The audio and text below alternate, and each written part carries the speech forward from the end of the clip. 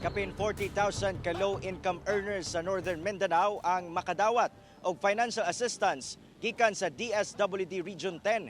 Pinaagi silang programang ayuda para sa kapos ang kita. Dugang detalye sa report ni James Paulo Yap.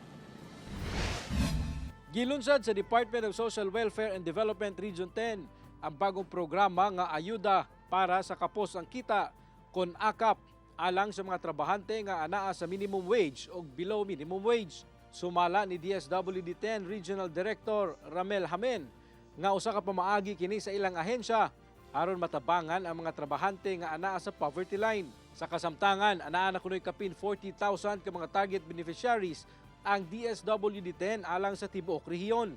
Launching karong May 18 ug kana ang target 42,000 ka beneficiaries or low income earners.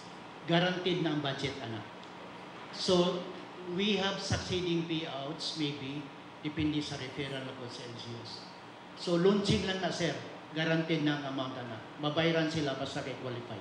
Alang sa mga employed sa private o public sectors, kinahanglan lang kuno nga mag-andam og certification nga ikaw nagadawat og minimum daily wage income base sa memorandum nga gipagawas sa DOLE RTWPB sa inyong lugar. Aduna sab kunoy programa alang sa informal sectors sama sa PUJ drivers, laborers ug mag-uuma. Kung sila interesado sa AKAP, pwede sila mangayo og certification gikan sa ila tag-iya sa tindahan.